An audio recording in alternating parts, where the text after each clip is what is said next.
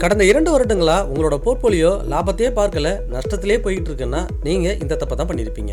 அதாவது ஒரே செக்டார்ல கண்டினியூஸா இன்வெஸ்ட் பண்ணியிருப்பீங்க, இல்ல அந்த செக்டார்ல உள்ள பங்குகள் தொடர்ந்து விழுந்துகிட்டே இருக்கு, ஆவரேஜ் பண்ணா இன்னும் மேலே போயிடுன்னு அதுலேயே உங்களோட பெரும்பாலான முதலீட்டை திரும்ப இன்வெஸ்ட் பண்ணியிருப்பீங்க. இதுக்கு ஆப்போசிட்டா நீங்க எங்க குறைவா முதலீடு பண்ணியிருக்கீங்களோ அது பல மடங்கு ரிட்டர்ன் கொடுத்துருக்கும்.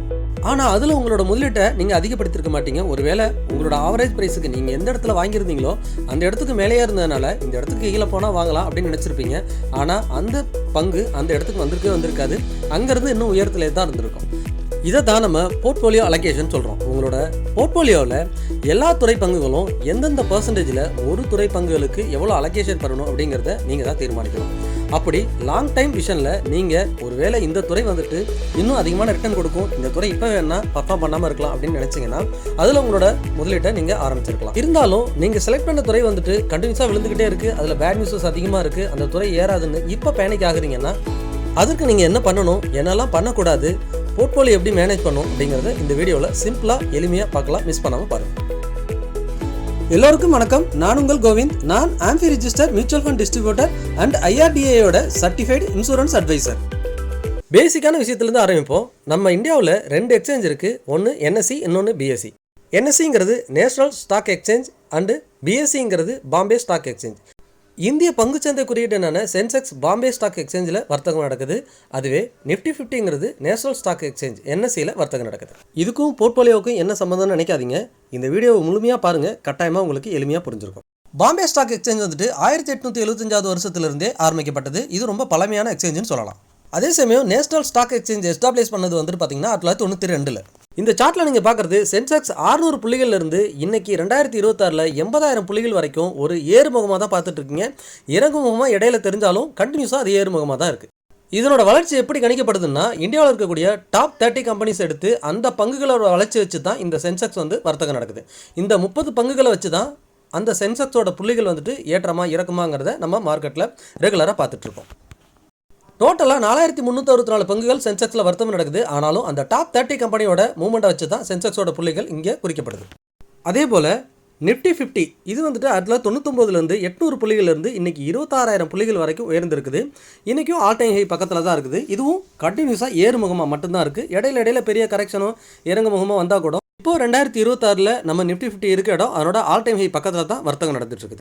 இந்த நிஃப்டி 50 குறியீடு எப்படி அளவிடப்படுது அப்படின்னா, இந்தியாவில் இருக்கக்கூடிய டாப் 50 கம்பெனி எடுத்து அந்த பங்குகளோட மூவ்மெண்ட்டை வச்சு தான் இதனோட அளவீடு குறிக்கப்படுது. அதுவும் பார்த்தீங்கன்னா அந்த 50 துறையில் இருக்கக்கூடிய பங்குகளையும் ஃபினான்ஷியல் சர்வீஸ்களோ, இன்ஃபர்மேஷன் டெக்னாலஜிகளோ, automobile, fast moving consumer good, இப்படி பகுதியாக பிரித்து எவ்வளோ பர்சன்டேஜ் அதில் உள்ள பங்குகளுக்கு எவ்வளோ வெயிட்டேஜ் கொடுத்துருக்காங்க ஒவ்வொரு பர்சன்டேஜ் அப்படிங்கிறத இங்கே நீங்கள் தெளிவாக பார்க்க முடியுது. NSEயில் வர்த்தகம் நடக்கக்கூடிய 3248 பங்குகளில் டாப் 50 பங்குகளை மட்டும் எடுத்து அதனோட மூவ்மெண்ட்டை வச்சு குறிக்கப்பட்டது தான் நம்ம நிஃப்டி 50ன்னு சொல்கிறோம். இப்போது கடந்த 20 வருடமாக நிஃப்டி 50யோட ரிட்டர்ன் என்னங்கிறத இந்த சார்ட்டில் நம்ம பார்க்க போகிறோம். இவங்க ஏன் மைனஸே இல்லாமல் ப்ராஃபிட்டில் மட்டுமே இருக்குது, நம்ம போர்ட்ஃபோலியோ ஏன் லாஸில் இருக்குங்கிறத இப்போ தான் நம்ம பார்க்க போகிறோம். இங்கே 2002லேருந்து நிஃப்டி 50 ஒவ்வொரு வருடமும் எவ்வளோ ரிட்டர்ன் கொடுத்தது அப்படிங்கிறத இந்த சார்ட்டில் உங்களால் பார்க்க முடியும். இன்கேஸ் இப்போ வரைக்குமே, அதாவது ஆனுவல் ரிட்டர்னுங்கிறது இந்த லாஸ்ட் பிளாக்ல இருக்கிறது மட்டும்தான் ஆனுவலைஸ்டு ரிட்டர்ன். இன்பிட்வீனில் இருக்கிறதெல்லாம் மந்த்லி ரிட்டர்ன். இங்கே பார்த்தீங்கன்னா 2002லேருந்து 2008 வரைக்கும் இந்தியாவோட பொற்காலம்னே சொல்லலாம். ஏன்னா அந்த வருஷங்களில் பார்த்தீங்கன்னா எவ்ரி இயர் நம்ம நிஃப்டி வந்துட்டு 71%, 10%, 30%, 36%ன்னு கண்டினியூஸாக ஒரு வருஷமும் 30-40% ரிட்டர்ன் கொடுத்துட்டு இருந்திருக்கு அந்த ஒரு 5-6 வருடங்களில். எப்போல்லாம் நெகட்டிவ் ரிட்டர்ன் கொடுத்துருக்குன்னா 2008 அந்த லீமன் பிரதர் கொலாப்ஸ் அப்போ வந்துட்டு பார்த்தீங்கன்னா ஒரு 51% நெகட்டிவ் ரிட்டர்ன் கொடுத்துருக்காங்க. அதுக்கப்புறம் 2011 ஒரு 24% வரைக்கும் நெகட்டிவ் ரிட்டர்ன் கொடுத்துருக்காங்க. அதுக்கப்புறம் 2015 ஒரு 4% வரைக்கும் நெகட்டிவ் ரிட்டர்ன் கொடுத்துருக்காங்க. இதில் 20 வருடங்களில் ஏறக்குறைய 20 வருடங்களில் நிஃப்டி வந்துட்டு 3 முறை மட்டும்தான் நெகட்டிவ் ரிட்டர்ன் கொடுத்துருக்கு. அதுக்கப்புறம் எல்லாமே ப்ளஸில் தான் இருக்குது. இப்போயும் பார்த்தீங்கன்னா நம்ம நிஃப்டி லாஸ்ட் இயர் அரௌண்ட் 10% வரைக்கும் ரிட்டர்ன் நல்லாவே கொடுத்துருக்குது. ஆனால் உங்களோட போர்ட்ஃபோலியோ இப்போ மைனஸில் 10%, 20%, இல்லை 30% இருக்குன்னா அது ஏன்னு இப்போ நீங்கள் கெஸ் பண்ணியிருக்கிறதுக்கு வாய்ப்பு இருக்குது. ஏன்னா அந்த விஷயங்களை தான் இதுக்கு முன்னாடி நம்ம பேசிக்காக பார்த்துட்டு இருந்தோம். நிஃப்டி 50ங்கிறது நம்ம என்ன சொல்லியிருந்தோம், அதில் இருக்கக்கூடிய டாப் 50 இந்தியாவில் இருக்கக்கூடிய ஒரு டாப் 50 கம்பெனிஸ் எடுத்து அதில் முதலீடு பண்ணியிருப்பாங்க. அதுலேயும் சம் வெயிட்டேஜ் கொடுத்துருப்பாங்க. எல்லா பங்குகள்லையும் ஈவனாகவும் இன்வெஸ்ட் பண்ணிட மாட்டாங்க, இல்லை ஒரே பங்குகளில் அதிக முதலீடையும் கொண்டு போயிட்டு சேர்த்துட மாட்டாங்க. ஆனால் உங்களோட போர்ட்ஃபோலியோவில் ஏதாவது ஒரு துறையில் இருக்கக்கூடிய பங்குகள் அதிகமாக சேர்த்துருந்தீங்கன்னா அந்த துறை ஒருவேளை பர்ஃபார்மன்ஸ் பண்ணலைன்னா உங்களோட போர்ட்ஃபோலியோ கட்டாயமாக இப்போ நெகட்டிவ் ரிட்டர்னில் இருக்கிறது தான் அதிகமான வாய்ப்பு இருக்குது. இப்போ இந்த 20 வருஷம் நிஃப்டியோட ரிட்டர்ன் எப்படி கால்குலேட் பண்ணியிருக்காங்கன்னா, எவ்ரி இயர் ஜனவரி மாதத்துலேருந்து டிசம்பர் வரைக்கும் நிஃப்டியோட ரிட்டர்ன் தான் கால்குலேட் பண்ணியிருப்பாங்க. இன்பிட்வீனில் நீங்கள் ஆகஸ்ட் மாதமோ செப்டம்பர் மாதமோ முதலீடு பண்ணியிருந்தீங்கன்னா உங்களுக்கு இங்கே ரிட்டர்ன் மாறும். எவ்ரி இயர் ஜனவரி மாதம் நிஃப்டி எங்கே ஆரம்பிச்சதோ அங்கேருந்து அந்த இயர் டிசம்பர் முடிகிறப்போ எந்த இடத்துல முடியுதோ அதை வச்சு தான் இதோட ரிட்டர்ன் கால்குலேஷன் போட்டிருக்காங்க. அப்போது அப்படி பார்த்தோன்னா ஏறக்குறைய இந்த 20 வருடத்தில் வெறும் 3 வருடங்கள் மட்டும்தான் நிஃப்டி நெகட்டிவ் ரிட்டர்னே கொடுத்துருக்குது. அதுக்கு எல்லாமே மற்றபடி ஓரளவுக்கு மார்ஜினல் நல்ல ரிட்டர்னே கொடுத்துருக்குன்னு சொல்லலாம். இப்போது 2026 நிஃப்டி அரௌண்டு -3% இருக்குது. போன வருஷம் 10% ரிட்டர்னே கொடுத்துருக்கு. ஆனால் இப்போ உங்களோட போர்ட்ஃபோலியோ லாஸ்ட் இயரே இன்னும் நிறைய பேர்த்தோட போர்ட்ஃபோலியோ ப்ளஸுக்கே வரல. அந்த 20-30% ஃபால்லே இருக்குது, மைனஸ்லேயே இருக்குது, ரெக்கவரியே ஆகலை. அப்போது மார்க்கெட் வந்து ரெக்கவரி ஆகி ஆல் டைம் ஹையில் இருக்கும்போது உங்களோட போர்ட்ஃபோலியோ ரெக்கவரி ஆகலைன்னா நீங்கள் வச்சிருக்கிற பங்குகள் தான் முக்கியமாக ஏதோ ஒரு காரணத்தினால இறங்கியிருக்குன்னு அர்த்தம். அப்போ அந்த பங்குகள் ஃப்யூச்சரில் ஏறலாம், இல்லை ஏறாமலே கூட போகலாம்.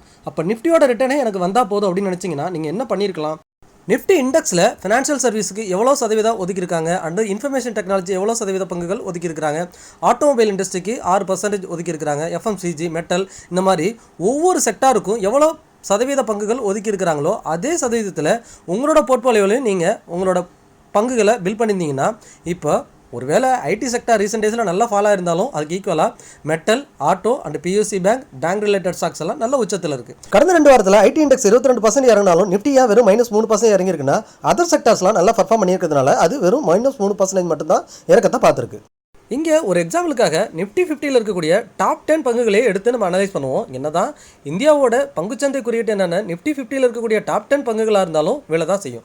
அதுக்கு ஒரு எக்ஸாம்பிளாக இப்போ ஐடி செக்டரில் டிசிஎஸ்னு ஒரு பங்கு இருக்குது. இப்போ Reliance, HDFC bank, Bharti Airtel, SBI, ICICI bank, டிசிஎஸ்னு இருக்குது. இது 6வது இடத்துல இருக்கக்கூடிய பங்கு. இந்த பங்கு ஏறக்குறைய 40% வீழ்ச்சியை சந்திச்சிருக்கு. கடந்த 2 வாரங்களாக ஐடி துறை பங்குகள் நல்லாவே ஃபாலோ இருந்தது, அதை பார்த்துருப்பீங்க. நிஃப்டி இண்டெக்ஸில் ஐடி துறை பங்குகளுக்கு வெறும் 10% ஒதுக்கியிருந்தாங்க. இதுவே இன்னொரு எக்ஸாம்பிளாக நம்ம பாரதி ஏர்டெல், இது 3வது இடத்துல இருக்குது. மார்க்கெட் கேபிடலைசேஷன் 3வது இடத்துல இருக்கிறாங்க. இவங்க பார்த்தீங்கன்னா அவங்களோட ஆல் டைம் உச்சத்திலே இருக்கிறாங்க. இந்த பங்கில் நீங்கள் முதலீடு பண்ணியிருந்தீங்கன்னா நல்ல லாபத்திலேயே இப்போ இருப்பீங்க. வேறு ஒரு எக்ஸாம்பிள் பார்க்கலாம். இப்போது எஃப்எம்சிஜி செக்டரில் ஐடிசி, இந்த பங்கும் ஒரு ஃபேமஸான பங்கு தான். இது நம்ம பார்த்தீங்கன்னா ஆல் டைம் ஹைலேருந்து அரௌண்ட் 36% வரைக்கும் இப்போ கரெக்ஷனில் இருக்குது. இந்த பங்கில் நீங்கள் இருந்தீங்கன்னா இப்போது நிறைய ஃபாலில் இருப்பீங்க. பட் அந்த அலோகேஷனுங்கிறது நிஃப்டி இண்டெக்ஸில் என்ன கொடுத்தாங்களோ அதே இடத்துல இருந்தீங்கன்னா நீங்கள் தப்பிச்சிருக்கலாம். மாருதி சுசுகி இது பார்த்தீங்கன்னா அவரோட ஆல் டைம் ஹை பக்கத்தில் இருக்குது. ஆட்டோ இண்டஸ்ட்ரியில் இது ஏறக்குறைய ஒரு 10% தான் வீழ்ச்சி இருக்குது, இருந்தாலும் நல்ல ரிட்டர்னில் தான் இருக்குன்னு சொல்லலாம். அடுத்தது பார்த்தீங்கன்னா ஆட்டோத்துறை பங்குலேயே இருக்கிற இன்னொரு நல்ல பங்கான ஈஷர் மோட்டார், இது பார்த்தீங்கன்னா அவங்களோட ஹிஸ்டாரிக் ஹையில் இருக்கிறாங்க. இந்த பங்குகளில் நீங்கள் இன்வெஸ்ட் பண்ணியிருந்தீங்கனாலும் நல்ல ரிட்டர்னில் இருப்பீங்க. வேறு ஒரு எக்ஸாம்பிள், இப்போ பேங்க் ரிலேட்டட் ஸ்டாக்கில் ஸ்டேட் பேங்க் ஆஃப் இந்தியா எடுத்திங்கனாலும் அதனோட ஆல் டைம் ஹையில் ட்ரேட் ஆகிட்டு இருக்குது, நல்ல ரிட்டர்ன்லேயே இருக்கலாம். ஆனால் இதுபோல் உங்களோட போர்ட்ஃபோலியோவில் கரெக்டான அலோகேஷன் எல்லா செக்டார்லையும் கொடுத்துருந்தீங்கன்னா நீங்களும் நிஃப்டி மாதிரி வெறும் 3% லாஸை தான் பார்த்துருப்பீங்க. இந்த இயரில் லாஸ்ட் இயரில் நல்ல 10% ப்ராஃபிட்டே பார்த்துருக்கலாம். ஒருவேளை நீங்கள் அதிக இறக்கத்தை பார்த்த ஐடி செக்டரில் அதிகமான முதலீடு வச்சுருந்தீங்கன்னா கட்டாயமாக இப்போ நெகட்டிவ் ரிட்டர்ன் தான் இருக்கும். அதுக்காக இதுக்கப்புறம் ஐடி செக்டர் பர்ஃபார்மே பண்ணாது, கீழே தான் இருக்கும் அப்படின்னு அர்த்தம் இல்லை. ஃபியூச்சரில் அவங்களோட பிஸ்னஸ் மாடலை பொறுத்து இல்லை அவங்களோட ரெவன்யூ க்ரோ ஆகிறதும் அவங்களோட ரிசல்ட்ஸை பார்த்தும் அடுத்த செக்டர்லையோ இல்லை அடுத்த குவார்ட்டர்லையோ மூவ் ஆக ஆரம்பிக்கலாம். அப்போ இங்கே ஒவ்வொருத்தரும் அவங்களோட ரிஸ்க்கு தகுந்த மாதிரி வெயிட் பண்ணுற பீரியடுக்கு தகுந்த மாதிரி அவங்களோட போர்ட்ஃபோலியோவை மேனேஜ் பண்ணிக்கலாம். இல்லை இந்த ரிஸ்க்கெல்லாம் வேண்டாம், போர்ட்ஃபோலியோ 40% மைனஸில் இருக்குது, இந்த அளவுக்கு போர்ட்ஃபோலியோ மைனஸில் இருக்கும்போது பார்க்கும்போது நிறைய எமோஷனல் டிசிஷன் எடுக்கிறேன், இல்லை செல் பண்ணிடலாம்னு நினைக்கிறேன், இதெல்லாம் இல்லாமல் ஒரு ஈஸியான ரிட்டர்ன் எடுக்கலாம் அப்படின்னு நினச்சிங்கன்னா உங்களுக்கான சொல்யூஷன் தான் நிஃப்டி 50யோட இண்டெக்ஸ் ஃபண்ட். டேரெக்டாக நீங்கள் நிஃப்டியில் முதலீடு பண்ணதுக்கு ஈக்குவல். நிஃப்டி 50ல் என்ன அலோகேஷன் கொடுத்துருக்காங்களோ, இப்போ ஃபினான்ஷியலுக்கு 37, இன்ஃபர்மேஷன் டெக்னாலஜி 10%, ஆட்டோ 6%, என்ன அலோகேஷனில் இங்கே முதலீடு பண்ணியிருக்காங்களோ அதே அலோகேஷனில் நிஃப்டி 50 இண்டெக்ஸ் ஃபண்டில் அப்படியே இருக்கும். இந்த இண்டெக்ஸ் ஃபண்டில் நீங்கள் முதலீடு பண்ணிங்கன்னா நிஃப்டி 50 என்ன இயர் ஆன் இயர் ரிட்டர்ன் கொடுக்குதோ அதே ரிட்டர்ன் தான் இந்த ஃபண்ட்லேயும் வரும். ஒருவேளை அடுத்த 20 வருடங்களுக்கு நிஃப்டி வந்து நல்லா அப் ஆக போகுது, இன்னும் இந்தியா எக்கனாமி பூம் ஆக போகுதுன்னா நம்ம நிஃப்டி 26,000லேருந்து அடுத்த 50,000, 75,000, 80,000, 90,000, 1,00,000 அப்படின்னு மேலே தான் உயரப்போகுது. நம்ம கண்ட்ரி வேர்ல்டுலேயே டாப் 3, டாப் 4குள்ளே இருக்கிறதுனால இன்னும் டாப் 2, டாப் 1க்கு வரதுக்கான அதிகமான பாசிபிலிட்டி இருக்குது. அப்போது நம்ம எக்கனாமிக்ங்கிறது இன்னும் க்ரோ ஆக தான் போகுது.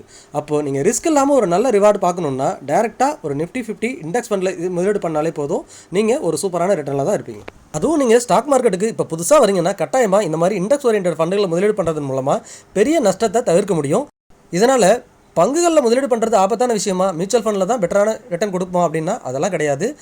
பங்குகளில் முதலீடு பண்ணுறதுனால உங்களோட ரிஸ்க் ரிவார்டுங்கிறது அதிகமாக இருக்கும். அதாவது ரிவார்டு கிடைச்சாலும் மல்டிபிளாக இருக்கும், ரிஸ்க் இருந்தாலும் மல்டிபிளாக உங்களோட பணம் குறையிறதுக்கும் வாய்ப்பு இருக்குது.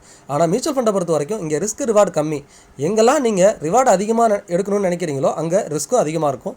பிகினராக இருந்தீங்கன்னா கட்டாயமாக மியூச்சுவல் ஃபண்டு, இண்டெக்ஸ் மியூச்சுவல் ஃபண்டே உங்களுக்கு போதுமானதாக இருக்கும். அடுத்து நாலேஜ் வர நீங்கள் பங்குகளையும் முதலீடு பண்ணலாம். எந்த இடத்துல முதலீடு பண்ணணும், எந்த இடத்துல அந்த பங்கை விற்கணும் அப்படிங்கிறதெல்லாம் நீங்கள் தெரிஞ்சுக்கிட்டிங்கன்னா அதுலேயுமே நல்ல லாபம் பெற வாய்ப்பு இருக்குது. நான் AMFI register mutual fund distributor and IRDAயோட certified insurance advisor. Mutual fund பற்றின எந்த சந்தேகமாக இருந்தாலும் நீங்கள் என்னை தொடர்பு கொள்ளலாம். அதுக்கு டிஸ்பிளேல தெரிகிற வாட்ஸ்அப் நம்பருக்கோ அல்லது மெயில் ஐடிக்கோ தொடர்பு கொள்ளுங்கள், அல்லது டிஸ்கிரிப்ஷனில் இருக்க கூகுள் ஃபார்ம் ஃபில் பண்ணுங்கள். நான் உங்களை தொடர்பு கொள்ளுங்கள். மீண்டும் ஒரு நல்ல வீடியோவில் சந்திக்கிறேன். உங்கள் கோவிந்த்.